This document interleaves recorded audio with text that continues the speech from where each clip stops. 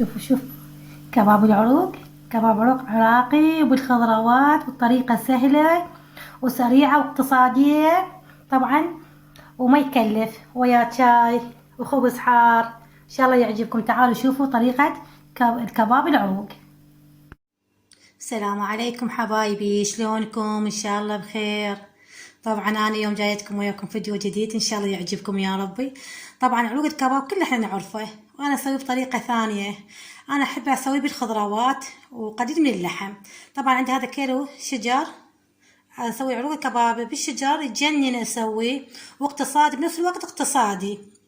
طبعا عندي كيلو شجر، وعندي هاي كرفس، وعندي هاي بصل، وعندي هذا الثوم. انا اخلي ويا الكباب العروق ثوم يسويه يجنن. وعندي هاي التوابل طبعا، البهارات والكمون والشطة الحارة. وعندي هذا اللحم والليه، هذا عندي ربع لحم، وعندي ربع ليه ثرمته طبعا الليه اني. وعندي هاي صلصة المعجون، وعندي هذا الطحين. هسه راح اسوي وياكم كباب العروق او عروق الكباب بالخضروات ويجنن، وراح اشوف الطريقة وياي.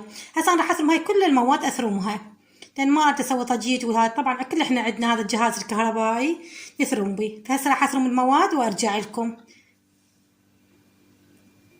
حبايبي. طبعا انا كملت ثرم الخضروات كلها. انا طبعا هذا كيلو شجر ثرمته، عندي كمية كيلو شجر، يعني انا احب اسوي كميات طبعا واضمه بالمجمدة. فيجيني خطار، يجين اي يعني احد يجيني، فانا عندي جاهز هذا العروق الكباب. دائما نسوي عشيات، وحتى بالريوق طبعا احنا نسوي العروق الكباب نحبه. هذا كيلو الشجر طبعا ثرمته بهاي الطريقة، وهذا الكرفس وهذا البصل والثوم ثرمته سوا.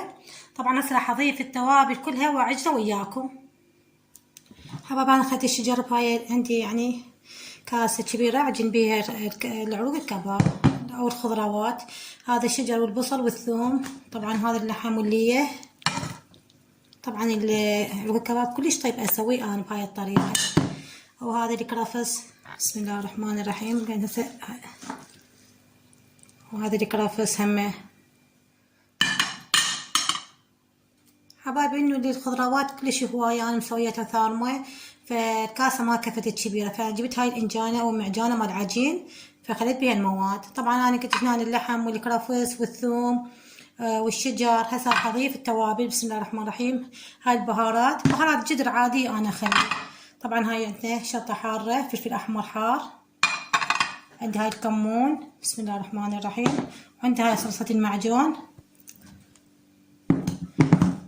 ما اثرم طماطة ابد ويا العروق كباب لان عندي شوية حمض. وعندي هذا الملح، من ملح حسب الرغبة. هسه راح اضيف الطحين، بسم الله الرحمن الرحيم. انا قلت لكم اسوي كمية هواي، فهسه راح اعجنها وياكم، بسم الله الرحمن الرحيم. طبعا الخضروات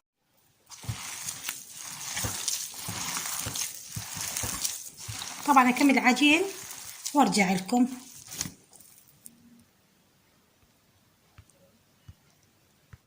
حبايبي. طبعا كمية عجين هذا عروق الكباب، انا كمية كبيرة قلت لكم اضم عندها بالمجمدة والباقي اشتغل بيه. هسه راح اسوي منها مع عشاء، والباقي اخليه بحافظات او بتشاس واخليه بالمجمدة.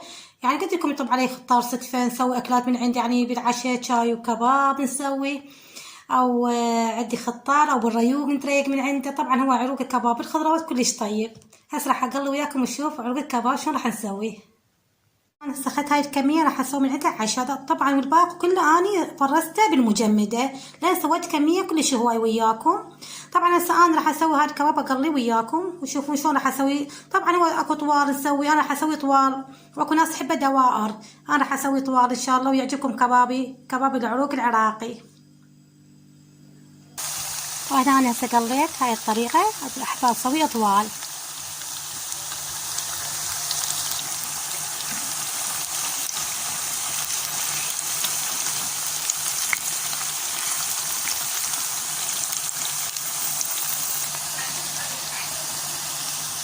حبايب وهذا عشان اليوم كباب عروق. طبعا هاي الطريقة تجنن تجنن وتخبل ويا شاي.